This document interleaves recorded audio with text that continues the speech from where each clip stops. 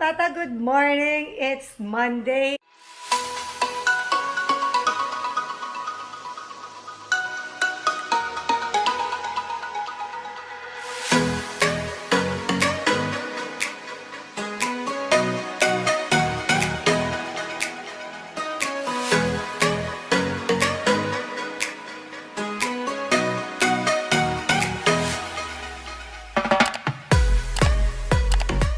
Already 8:55 in the morning. So yun, magang umalis agad si Daddy. And then ako nakapag-exercise naman ako kahit pa paano. Nakapag-morning routine na ako. And I put lip balm, peach from Nivea. Para ano. And so yun, nagpe-prepare ako ng breakfast ng mga bagets para to uplift their morning today. Kasi si ate may klase again siya ng 10 o'clock in the morning. And then si JM, magtuturuan kami one-on-one. Tapos, ayan, so ako tatapusin ko din yung mga tinatanggal kong garland. And so yun, mag-update ulit ako sa inyo later.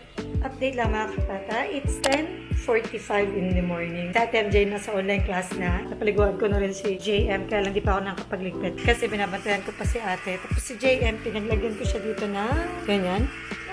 Ayan. Para pag nag-play siya, dito lang siya. Kasi si ate na-disturb. Silipin natin si ate. Ano mga kapata, it's 1 o'clock in the afternoon. So, nagtuturuan naman na kami ni Ate MJ sa kanyang school works. Ayan, so writing na siya and reading. I see a monkey. Then, where is the monkey? Dito mo lagay. Where? Yeah. Where? And so, mga kapata, it's 6:30 in the evening. So, gabi na naman. Kanina umaga, ngayon gabi na naman.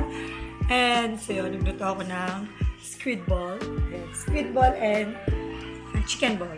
Ayan, kasi gusto daw ni JM. So, ang nangyari lang ngayon, hindi ako masyadong kasi nag-focus ako dun sa reading ni Ate MJ. So, pinagbabasa ko siya kasi syempre 6 years old lang and toddler. So, medyo alam mo yun, kung ano i-input mo sa kanya, yun lang din yung nare-retain sa kanya. So, trying my best na maalala niya yung mga words, ma-familiarize siya, and then, yun nga yung spelling. She can read, kaya lang, pag nagsulat naman na siya, yung pinaka-spelling, medyo nako-confuse pa siya, which is normal. Okay lang naman. Nagtanong din ako kay teacher kung si ate ba, okay lang ba, kasi tinitingnan ko yung facing ni ate, kung nakakasunod ba siya on her own, or kailangan ko ba talaga siyang, tutukan pa. So, sabi naman ni teacher is nakakasabay naman daw si ate. Galing. Yes. So, actually, yung penmanship ni ate sobrang grabe. Ang ganda ng penmanship niya. Na which is nung bata ko, parang hindi naman ganun ka. Ganda nung sulat ko.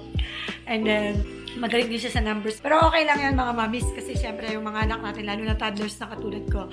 Basta continue lang. Sabi ko nga sa kanya, practice, practice, practice. Yun lang yung kailangan namin gawin. Mag-practice kami ng mag-practice hanggang sa maalala niya ng lahat. Dati naalala ko nung grade 3 ako. Parang grade 3 pa ako nun Grade 3 ako, minimemorize ko yung pinababasa sa akin ng teacher ko. O, diba? So, ganun. Hello naman to Ma'am Reyes. Hindi, alam mo, kabisado pa siya. A, above, after, again, always. O, diba? Since kabisado ko siya, na-retain siya sa akin. So, yun, dun kay Mariah, gusto ko sa kanya is ma-familiarize talaga siya dun sa letters. Hindi yung, dahil kabisado niya yung word, ibig sabihin, na-retain sa kanya, na-memorize niya yung word. Gusto ko makuha niyang basahin yung talagang letters. So, yun. Medyo, syempre sa 6 years old, sobrang galing. Ang galing ng mga millennial kids. Sobrang okay. Si JM din, sobrang galing niya. Kasi si JM, alam niya nang i-express yung sarili niya. 3 years old na kasi si JM. Pero turning na siya ng 4 years old sa February 1. Ayan. Pero yun nga, sobrang okay. Kaya yun tayong mga mommies, tayong lahat, mga kapata. Usually naman kasi tayong lahat, everyday, talaga namang meron tayong learning process. Everyday may natututunan tayo. Katulad ngayon, may natutunan ako na ang na-realize ko na hindi naman talaga ubra na yung positive sa akin is positive din sa kanya. Pwedeng negative sa akin, positive sa kanya, negative sa kanya, positive sa akin. So, there's no such thing as positive or... Di yummy! Yung what's that called? Chicken. That's chicken balls. That's why it's chicken, not fish ball. Chicken ball. Oh my goodness, you don't like chicken ball too? I need fish ball. Naku, there's no fish ball. Ayun, so yan mga kapata. So, minsan talaga din tayo, kumbaga, may mga tao na ang tingin nila sa sky is blue and some of them are green. So it's okay kasi we need to accept na merong mga tao na iba din yung paningin nila, iba din yung pagkakaintindi nila, iba din yung lahat. So, wag na lang natin gawing complicated ang mga bagay-bagay. Kung hindi siya pareho ng sayo, it's fine. Pabayaan natin sila unless na they are seeking for advice or they're seeking for correction or something na ganyan. Halimbawa sa English, I'm not good at English at all. So, kapag communication lang siya, sabihin, normal communication with our friends, as long as it's understandable, there's no need for correction. Unless na, tama ba sinabi ko? Okay ba yung English ko? Tama ba siya? So, okay lang na ibigay natin yung correction. Pero pag educational siya, ibig sabihin academic subject or something na kailangan talaga i-correct yung English niya and grammar niya for her own benefits and for study. So, yun, maging aware din tayo na pwede tayong mag-correct. Alam niyo yung ganung bagay. Pero yung mga slight lang. And hindi naman sila nagsisik for correction and naiintindihan nyo naman yung gusto niyang sabihin. Okay na yon, di ba? So, let's grow up. Hindi na natin kailangan na gawing complicated ang lahat ng bagay. So, we need to accept. Kasi katulad yan, kami dalawa ni Daddy Consi. Siyempre, magkasawa kami, but then we have a different belief, different practices, different point of view. Ako, si Daddy, pag may sinasabi siya, tahimik lang ako. Kasi yun yung ano niya yun yung point of view niya. Pero kapag nag-seek naman siya sa akin ng advice or something na, Mami, ganito ba yun? Tama ba yun? Ganyan. Doon lang ako nag-speak up. At minsan, pag mag-evaluate tayo, ako kasi meron akong mga trusted friend na talaga namang kahit mali ako or lumabas, halimbawa, may tinanong ako sa kanya, bakit kasi ganito? Bakit kasi ganyan? Halimbawa, gano'n na, seeking for advice or seeking for affirmation kung tama ba yung nasa isip ko. Ito yung pagkakaintindi ko. Tapos siya, ito yung pagkakaintindi niya.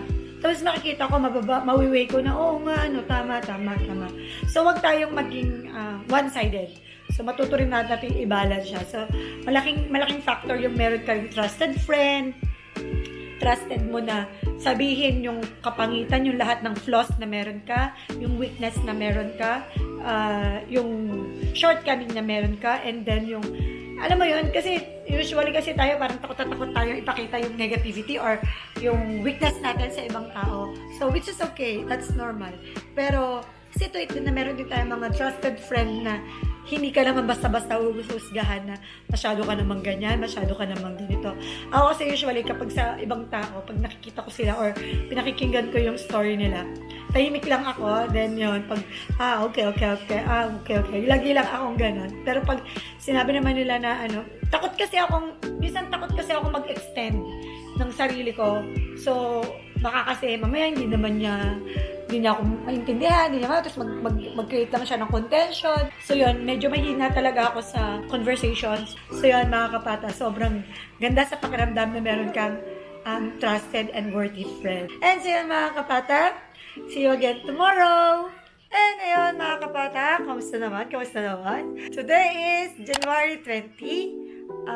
12 o'clock in the afternoon. Sa sobrang daming ganap, sa sobrang daming nangyayari sa akin sa buong umaga, hindi na ako nakakapagsalita, hindi na ako nakakapag-greet sa inyo. Kasi kagahapon, hindi ako nakapag-vlog dahil sobrang sama ng pakiramdam ko. But anyway, natapos na yung online class ni ate. And then, ayan, ngayon, magla-lunch na kami. Inaantay ko kasi si Sus Julie. Inaantay ko siya kasi magja-general cleaning kami. And so, mga kapata, it's start na kaming maglinis. Naligo na rin muna ako bago ko magdumi. Yan mga Pilipino. Ikaw din naman, naligo ka muna. Ayun. Siya din naman basa din yung hair niya. Kumamay ka naman sa siya din basa. Pag ganun talaga Pilipino maliligo ka muna bago ka magdumi. Kasi nga mapapasma, pagpagod nga, saka pala maliligo. Di ba, ganun kalinis sa mga Pilipino. Maliligo ka muna bago ka magdumi. Para may reason ka mamaya para maligo ulit. Ayan, ko. And so yan, mga kapata. So medyo kami, general cleaning. Kaya mag-update na lang ako sa inyo later. Papakita ko na lang sa inyo ang aming accomplishment. Ate Julie. Ayan. So later. And so yan, mga kapata. It's 6:35 in the evening. Ito yung na-accomplish ko. Yung proud na ako. Ayan, na-accomplish ko siya. Kami ni Ate Julie, nagawa namin yan. Diba? Cute! Tapos si Ate MJ, nagsusulat pa rin kami. Nandito na tayo sa So, habang naglilinis, nagtuturuan kaming magsulat. Dito, number 1, ate. Yan naman yung aming living room. And then, yung aking di mawawala. From Young Living, ang gamit ko pa rin is lemon and peppermint para yung sa sipon namin. So, sobrang effective naman. So, ito yung sobrang ang tagal-tagal namin gagamit. So, mauubos na siguro siya. Lemon and peppermint from Young Living. Favorite namin yan. Sobrang favorite ko. Kahit dito sa kwarto namin. Nagdi-diffuse pa din ako. And so yan, mga kapata. I-flex ko na ang aming final linis. Ayan. So, binili ulit namin yung parang coffee corner. Ayan. So, ito siya. And then this one. Ayan.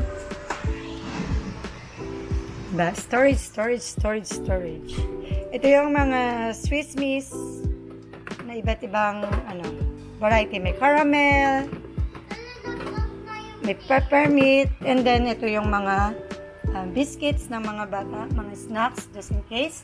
And then, ito yung sa isang corner pa namin. Buksan ko ang ino. Ayan. Ito na ang aking bagong sofa. 2-seater nga lang din ulit. Kasi nga, syempre, medyo compact tong area ng living room namin. So, 2-seater lang din siya. And then, may plants para magkaroon pa rin ng buhay. And then, yung aming corner. And then, the fishes. Again. And then, nag-diffuse pa rin ako from Young Living. Sobrang laking tulong talaga. As in, sobrang laki. And then, itong kwarto na to ay inayos lang din namin. Nilinis lang namin. Pero wala pa kami ganong binago. So, pero at least, nalinis.